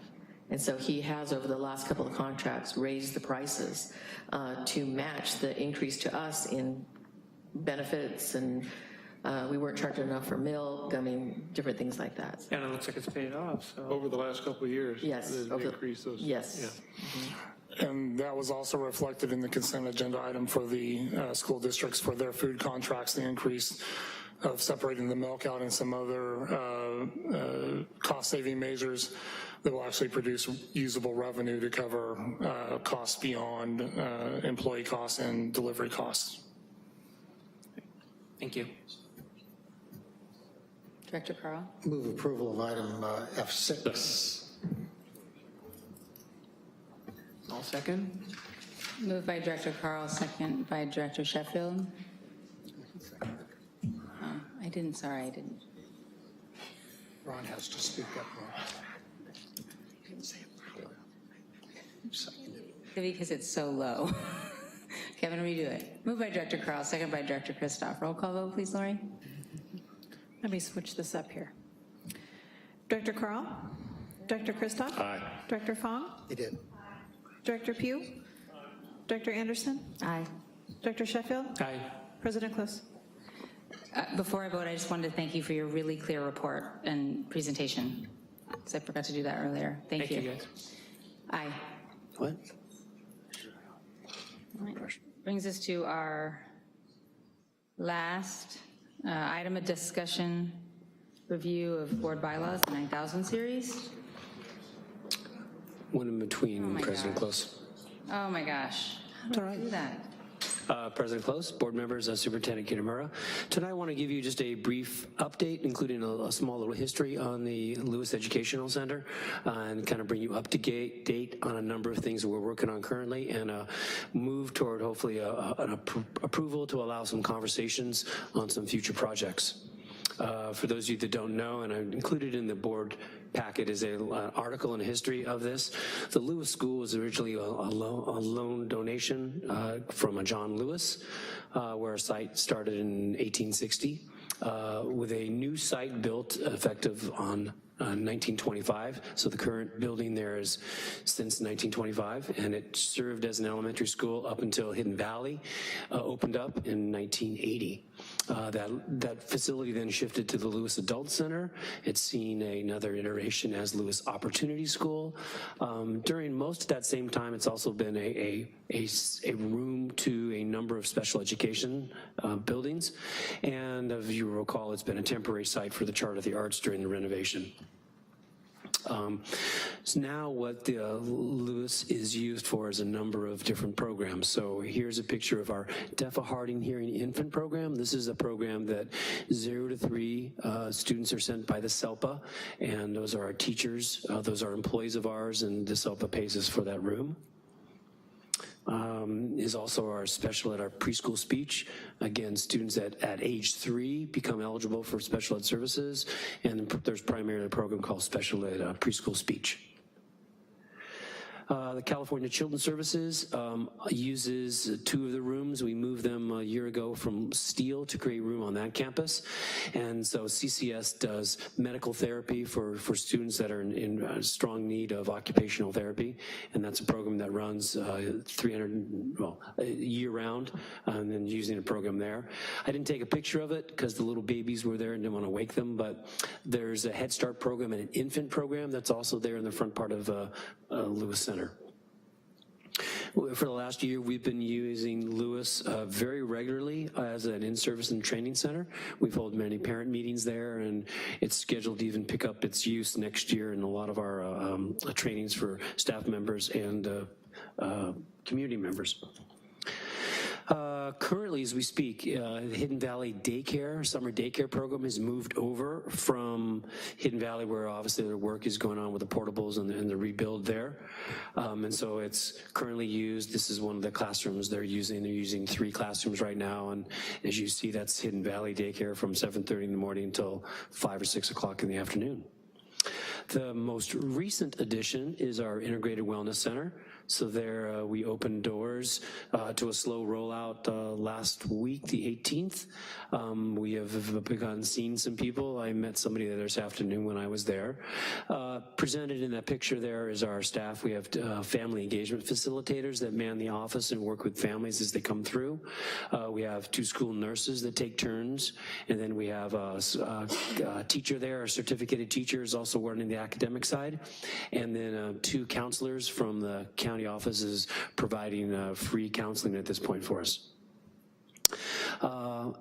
Just a couple other, this is an example of our counseling room that we are using. Our health room that we're using and building where our school nurses do their work. There's our academic center, and we kind of divide it by a little kid side and a bigger kid side, and sofas and things there for parents to work with. And then our office, where our family engagement worker works. So as going forward, what we'd like to talk to you about is a future idea that we'd like to investigate, and that is using Lewis Center as a strong joint partnership that handles all these kind of programs all in one location and a little more integrated, if you will. The most important thing we want to focus on is a potential partnership with Head Start and North Bay Children's Center to add rooms to the Lewis. And so in the back side of Lewis are these various portables. If you've been there before, this is the area outside the Integrated Wellness Center. And so we are trying to discuss right now with Cap Sonoma where they can get some Head Start funding that will include money to build the program into these buildings. And what that means is the rooms have to be ready for Head Start purposes, Head Start facilities. They have very strong requirements for it, and they want to ask for a grant so they can build the facilities. What they need with it is they need us as a partner that we are going to be willing to go into this with them. The federal Head Start money discusses about if we're going to spend that kind of money, we want to have a 15-year federal interest, and that means there would be an ongoing lease that we'd have for at least 15 years, so the money is obviously well spent. So what we'd like to do is develop our existing memorandums of understanding with Cap Sonoma and Head Start and kind of plan out what would 3 to 4 new additional classrooms do for us using the Lewis facility. What we're hoping to do is they have to submit, Cap Sonoma has to submit to Federal Head Start the request that we are going to be a partner with them.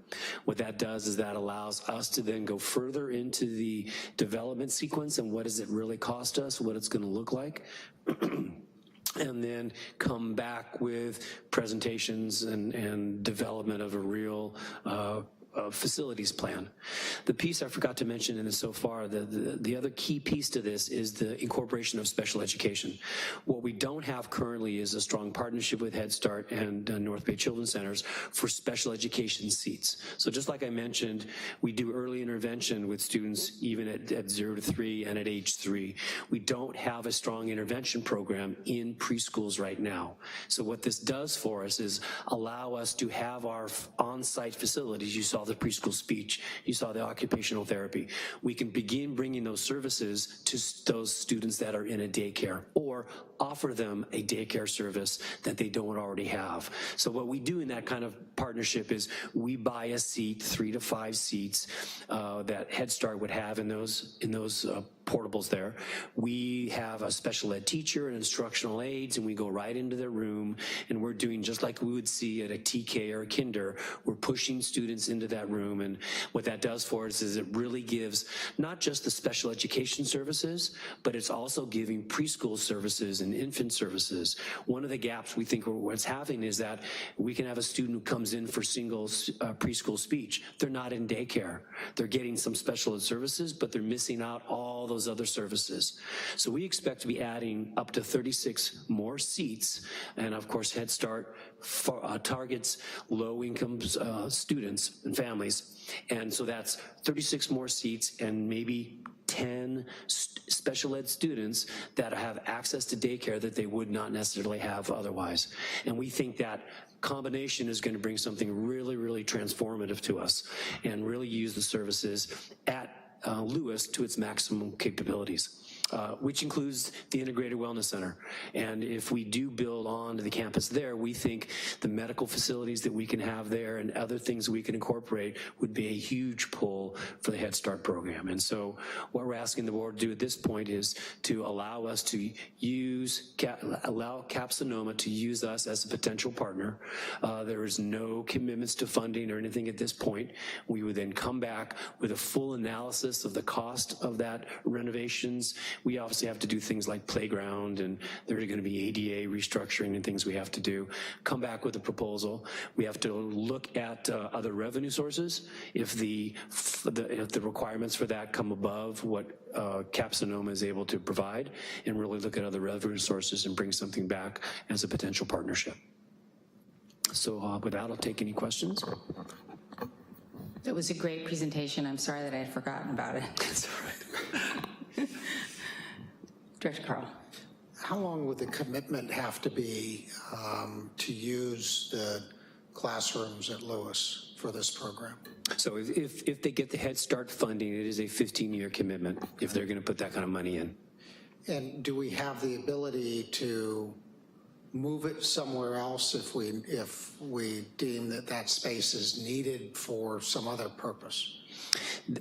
As long as we would be providing the rooms, and so if we say we use 3 seats, if we have 3 other places that we provide that doesn't cost Head Start program, that's acceptable as well.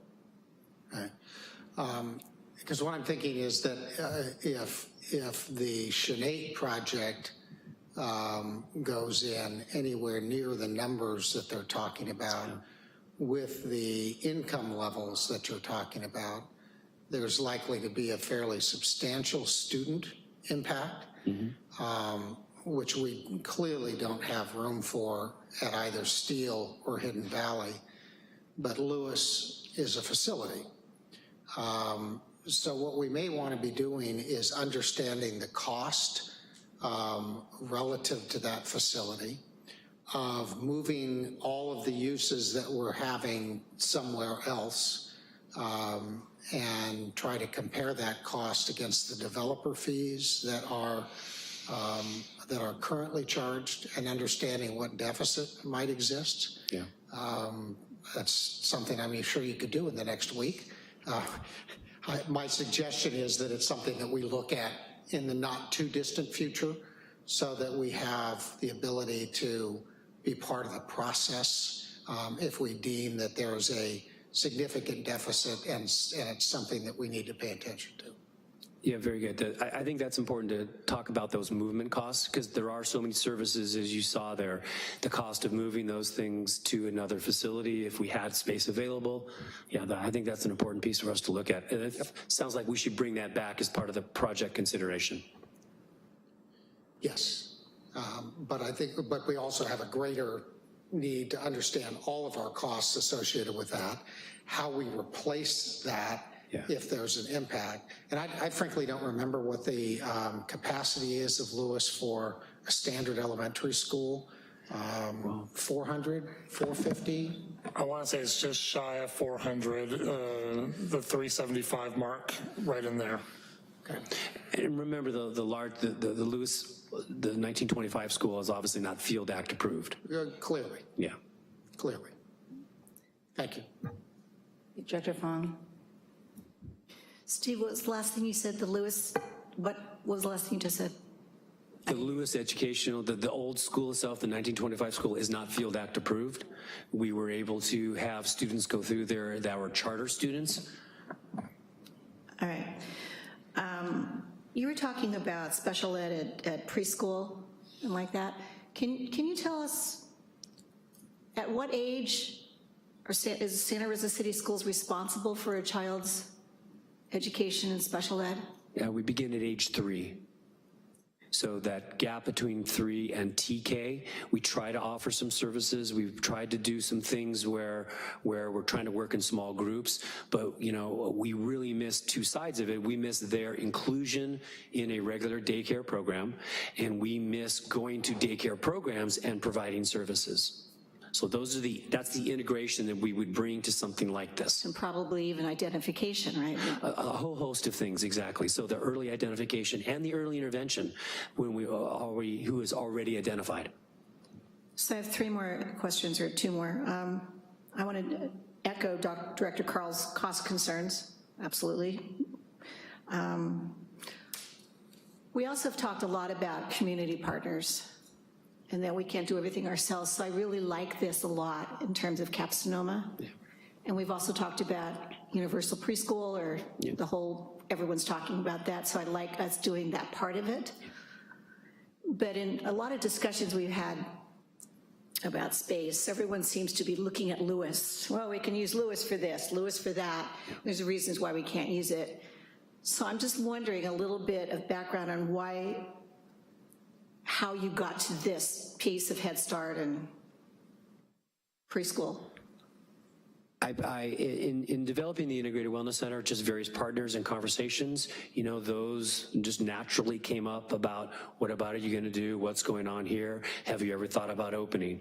Our special ed staff, to their credit, had also gone to some recent trainings about the need to integrate to preschool. So the congruence of this is we're getting information from the state and SELPA that we need to have a greater movement toward preschool and integration in preschool. Head Start through Cap Sonoma is getting that same information from the federal program that you need to start finding partners to start integrating your Head Start and your special ed programs. So I think there's changes in law and other funding things that are really bringing the two of us together. And in addition to that, we know that the research and study shows that early intervention, early childhood education is really a key for college and career readiness. And so I've had in my mind that a space, I didn't know which space, we would need to create more preschool seats in Santa Rosa City Schools.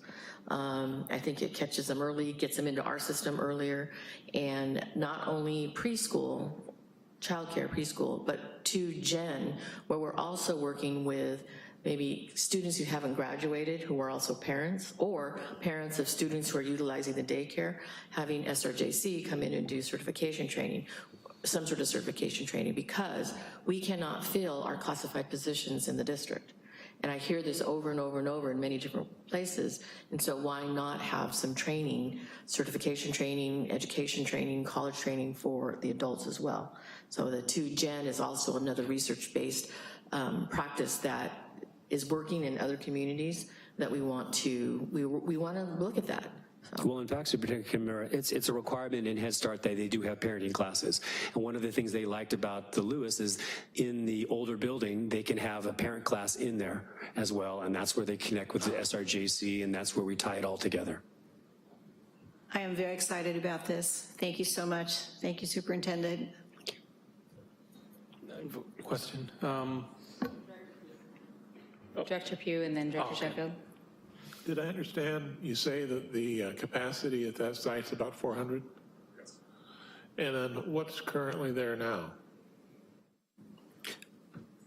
The only ongoing, there's no students reporting daily to that room. They come in for services. And so on any given time in the special ed side of it and DHH and the other infants, there are probably 40, I won't even call them students because preschoolers and infants, 40 people, 40 clients there on a given day. And then with Head Start, there'd be an additional what? They anticipate 36 seats that they would do. And then depending on what we brought over from Steel Lane, if we could do another classroom, you know, a severe special ed classroom runs about 10 to 12 students. So there's plenty of room on the campus to house all these different projects and ideas, right? There is, and there's still 2 or 3 other rooms that are still open and available. We have further discussions about finding a vendor or finding someone that can take the preschool. I know Superintendent Kimura has also discussed about employee daycare. You know, we could certainly use that place to develop fee-for-service models or something else to use some of that space available and have that model all together. I also am concerned about the expense around this, so it would need to be revenue neutral, if you would. Okay. I would be looking for that in the future. Yeah, and we need to have a conversation about what to do with the old part of the campus, because every time we have a need, we always know it doesn't meet Field Act. What do we need to do to change that? Because if we can't house students in there, then it doesn't really do us much good. Right. Okay, we'll put that together. Thank you. Director Sheffield. That was my question. My question was on capacity and what additional space we'll have left if this is the road pathway we go down. Yeah. You answered that question. Okay, thank you. So I'm unclear what we would be, what makes this an action item today, because we don't actually have a letter of initial commitment to look at to say we approve this letter. So are you looking for us to say we approve the concept, continue to work on it?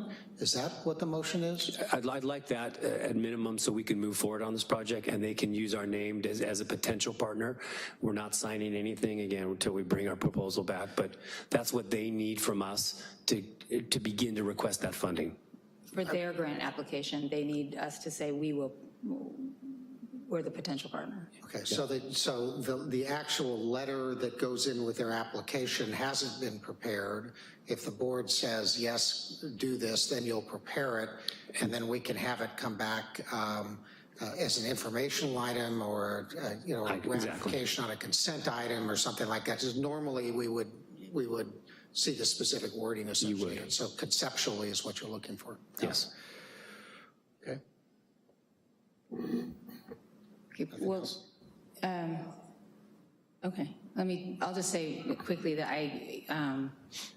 I really appreciate this effort to utilize Lewis space in a way that really supports our future students, and investing in this early childhood education is really important for us. And so, if we can do it where it's revenue neutral, that's fantastic. I really support that. Definitely, I want to make sure that it is revenue neutral. So we should take a good look at that. But also, I really share Dr. Carl's concern around our ability to be nimble with space. In the time needed. Yep. Yeah, so heard that. Thank you. I do think we want to look at those carefully. But otherwise, I think this is fantastic and we should do more of it. Thank you. I'll move approval of the next steps that were listed on slide 16, taking into consideration the board comments that were made about revenue neutral and additional costs, and request that the actual letter of initial commitment be provided to the board as an informational item on a future agenda. He's good. Good motion. I second that. Moved by Director Carl, second by Director Fong. Roll call vote, please. Director Carl? Aye. Director Fong? Aye. Director Christoph? Aye. Director Pugh? Aye. Director Anderson? Aye. Director Sheffield? Aye. President Close? Aye. Okay. Motion carries. Thank you, Bill, for that great motion on the fly. And now we're at F8, which follows F7, which follows F6, except for Well, and I'll introduce F8, but before I do that, I would like to let the board know that Steve and I, Assistant Superintendent Mazzara and I heard from the National Board of Directors from Kaiser that we have been awarded the $500,000 grant for the Integrated Wellness Center. Hey, all right. Yep. Yes. So. We are building it. We hope they come. Good work. Yes. Yes. F8. On that note, what we have before you are the 900 series board bylaws. With the impending switch to our new election system, we've been talking about the fact that we also need to take a look at our board bylaws.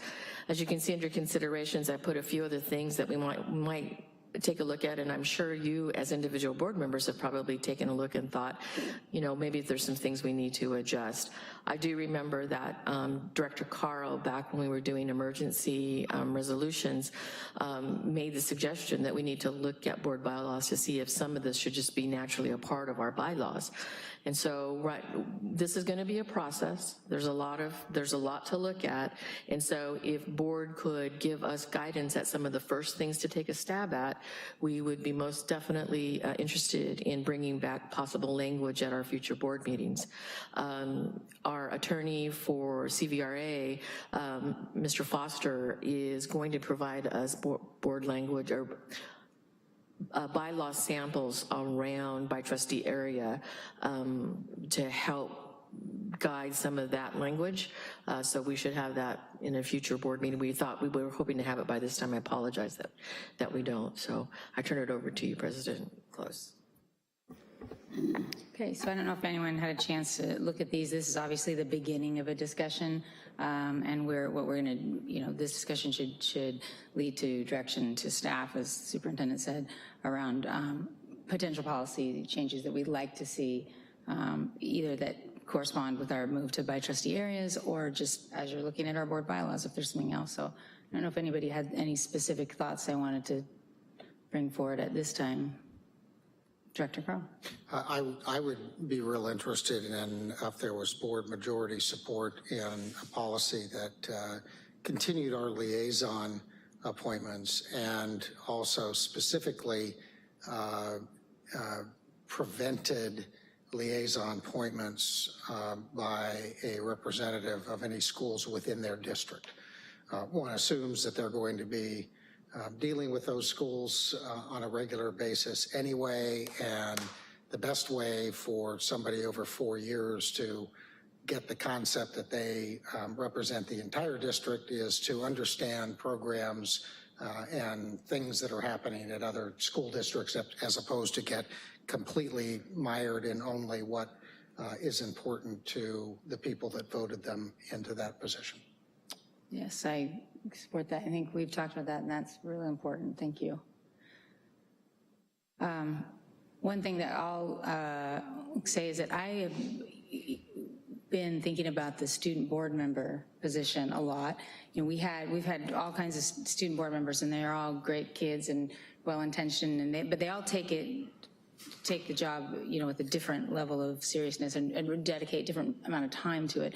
And, this year I think is the first year we had someone who was really, really involved, and we heard his voice, and I think that was really important, and it was, we really benefited from having a student board member do that. Well, he put that time in himself, and so I wonder is if there, can we give some class credit or something? Is there some kind of elective credit? I mean, for the student board member, that also would then, of course, come with some requirement that, you know, he or she weigh in some way at every board meeting, and, you know, really does have to read the agenda. And because I think that student board member should, they should all be like Luke, or, you know, real involved, but that's a lot to ask. Yeah. It's a lot of time.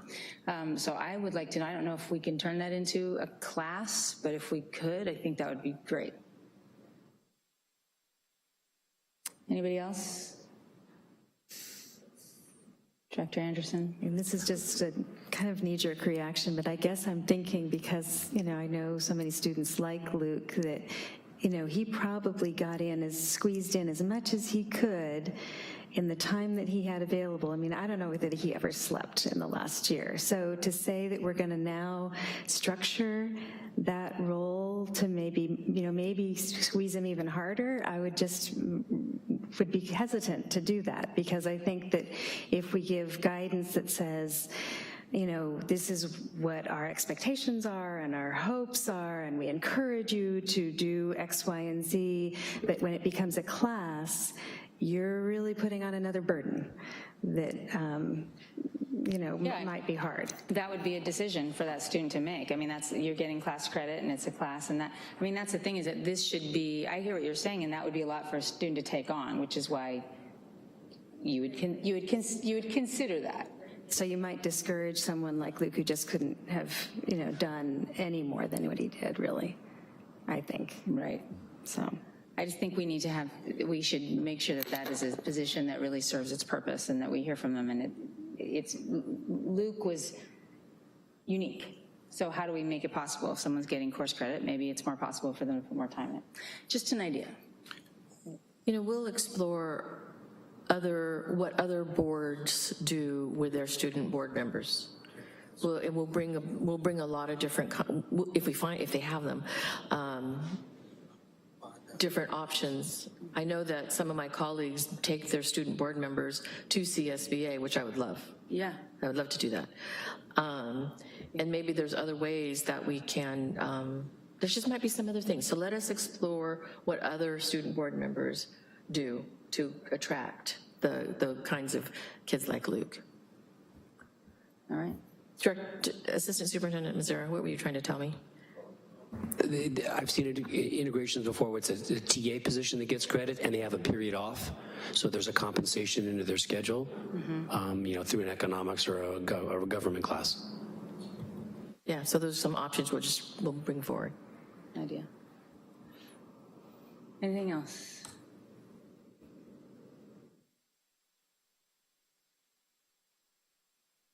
All right.